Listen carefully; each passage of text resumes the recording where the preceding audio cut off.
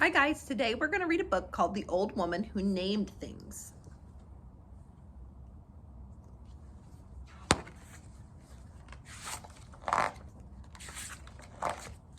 Once there was an old woman and she loved to name things. She named the old car she drove Betsy. She named her old chair she sat in Fred. She named her old bed she slept on Roxanne. And she named her old house Franklin.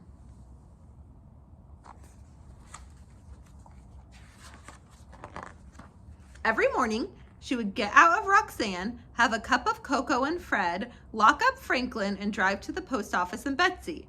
She always hoped for a letter from someone, but all she ever got was bills. The reason the old woman never got any letters was because that she lived out every single one of her friends. This worried her. She didn't like the idea of being a lonely old woman without any friends, without anyone whom she could call by name.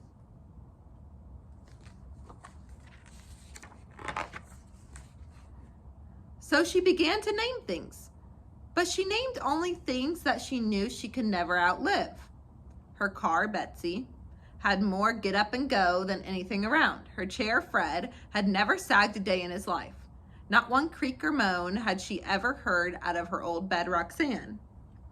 And her house, Franklin, had been standing straight for over 100 years and still didn't look a day past 20. The old woman never worried about outliving any of them, and her days were happy.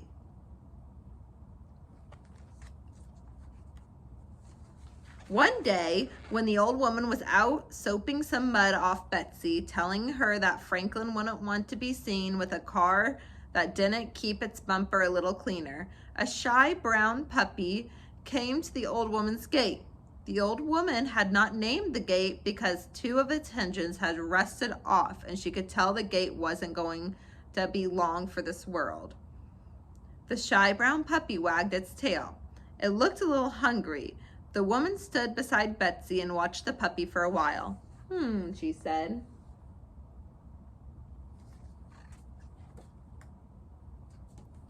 Then she walked into Franklin, got a chunk of ham from her refrigerator, and came back outside. The old woman gave the ham to the hungry puppy and told it to go home. So she told it to Betsy, always made puppies sick, and Fred never allowed puppies to sit on him. And Roxanne wasn't wide enough for a puppy and an old woman to fit on. And besides all this, Franklin couldn't tolerate dog hair, so the puppy went away.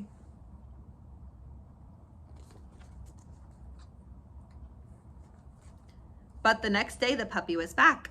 The old woman was sitting in Fred reading a book on everlasting flowers when she saw the puppy through her window. "Go home," she called to the puppy. The puppy wagged its tail when it saw her. "Go home," she called again, but the puppy just kept wagging. The old woman noticed that it still looked a little hungry, so she went to her refrigerator and she gave the puppy a hunk of cheese and 2 biscuits. Then she told it to go home. The puppy went away.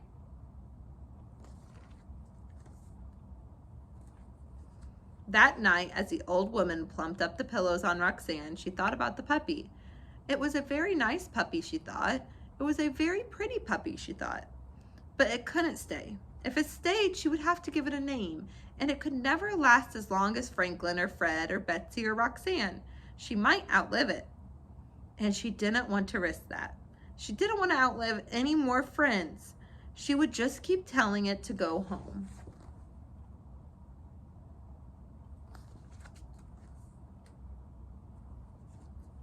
Every day the shy brown puppy came to the old woman's gate. Every day she fed it and told it to go home.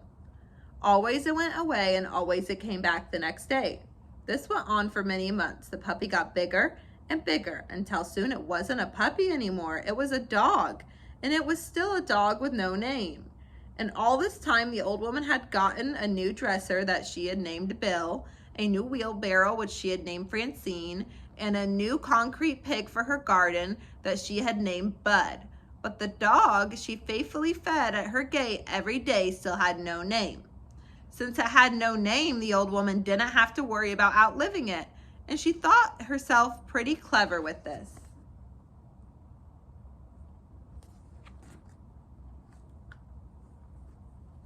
Then one day the shy brown dog did not come home to the old woman's house. She sat and fretted and watched the gate all day long. But the dog never came. The old woman felt sad. The next day again the dog did not come. The old woman drove Betsy around town looking for the dog, but she did not find it. The old woman felt even sadder.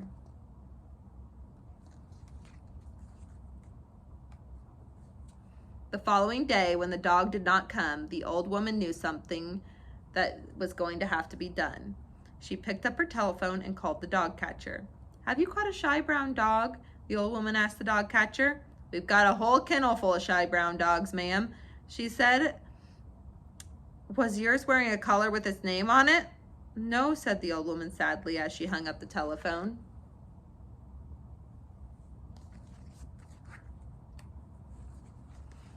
The old woman sat and thought about the shy brown dog who had no collar on it. Whenever it was, no one would know that it was supposed to come to the old woman's gate every day, that she was supposed to feed it and tell it to go home every day, that things were always supposed to be this way. The shy brown dog had no color and no name on it. And no one would ever be able to know these things about it. The old woman made a decision. She locked up Franklin and drove Betsy to the dog catcher's kennel. She said to the dog catcher,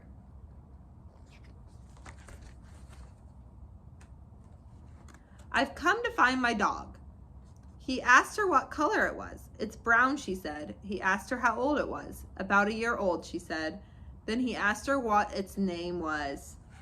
The old woman thought a moment. She thought of all of the old dear friends with names whom she had outlived. She saw their smiling faces and remembered their lovely names, and she thought how lucky she had been to know these people as her friends. She thought what a lucky old woman she was. "My dog's name is Lucky," she told the dog catcher.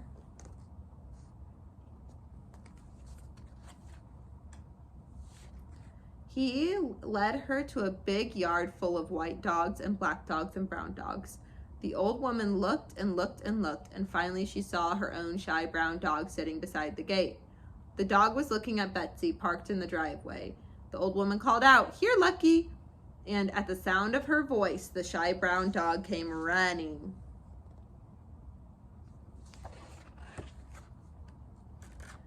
From the day on, Lucky lived with the old woman, and he always came when his name was called.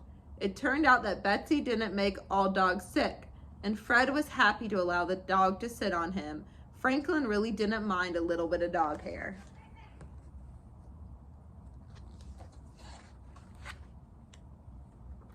And every night Roxanne was sure to make herself plenty wide enough for a shy brown Lucky dog and the old woman who have named him. The end.